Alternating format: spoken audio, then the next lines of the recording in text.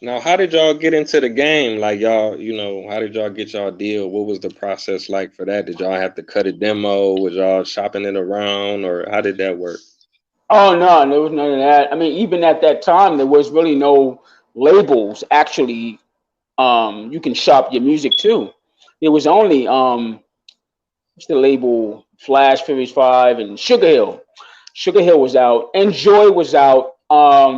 But a lot of these rappers were coming out of the Bronx and Harlem.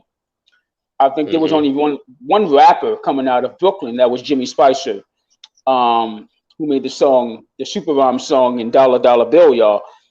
So there wasn't really an outlet for rap music at that time. We won a rap contest, and the first place prize was a recording contract. So that's how we got put on into the music industry and the world of hip hop. So um, yeah, that was it. So, and the label we signed to was called Tin Pan Apple Records. It was a small distribution record label, ran out of somebody's office. So it was really small, but we made the best of it. You know what I mean? So that's how Ah, we got okay. into the game. Now, and when y'all signed with them, y'all was the Disco 3 initially, or y'all had already Yeah. changed the name?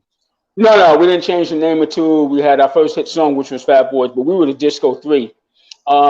The management didn't really like the name because he couldn't market the name Disco. Plus, there was a group by the name of Disco Four, so we was called Disco Three. So we were so naive to think that we can actually just keep the name Disco Three, and there was a Disco Four out.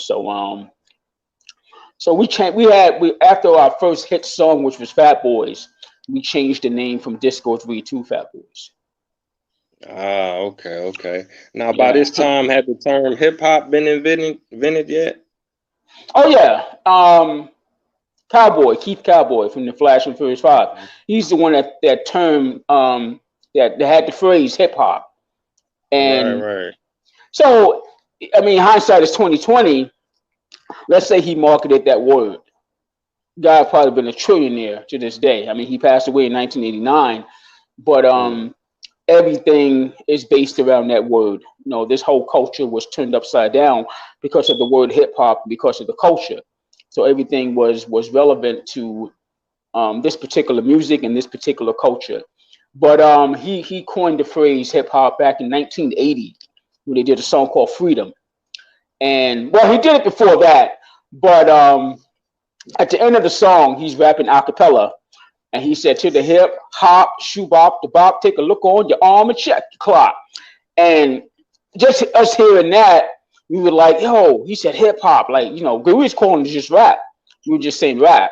Um, we was calling it freestyle. We was calling it freestyle. We was calling it rap. We wasn't calling it hip hop.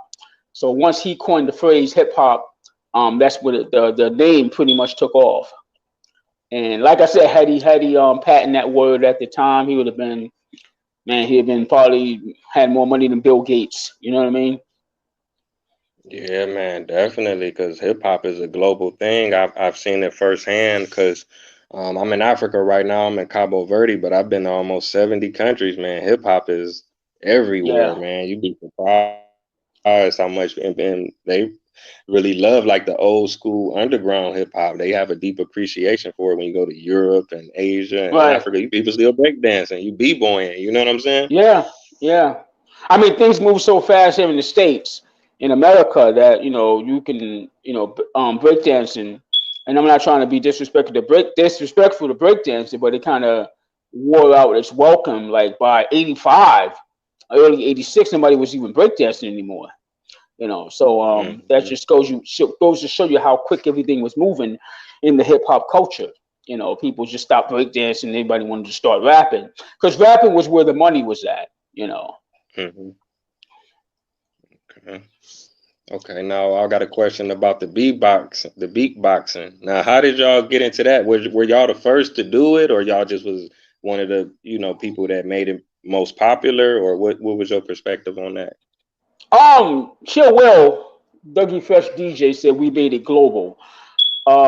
We didn't know Dougie Fresh. Dougie Fresh didn't know us. So we really don't know who did it first. We knew Buff because we grew up with Buff. I can Right. remember somebody actually telling us. They came on our block one day, and they said there's a guy that lives in Harlem that does the same thing that you do, talking about Buff.